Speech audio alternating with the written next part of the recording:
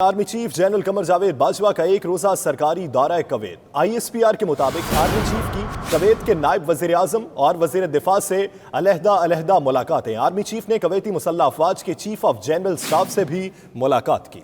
मुलाकातों में दो तरफा दिफाई और सिक्योरिटी ताउन पर तफसीली तबादला ख्याल किया गया।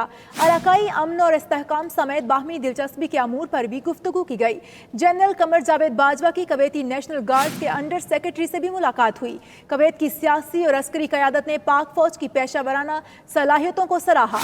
कवैती क़यादत ने इंसदाद दहशत गर्दी के लिए पाकिस्तानी कौम और फौज के आज़म की भी तारीफ की है। Army chief general Qamar Javed Bajwa का एक रोजा सरकारी दौरा कवैत। ISPR के मुताबिक आर्मी चीफ की कवैत के नायब वजीर आजम और वजीर दिफा से अलहदा मुलाकातें। जनरल कमर जावेद बाजवा की कवैती नेशनल गार्ड्स के अंडर सेक्रेटरी से भी मुलाकात हुई। कवैत की सियासी और अस्करी क़यादत ने पाक फौज की पेशा वराना सलाहियतों को सराहा है।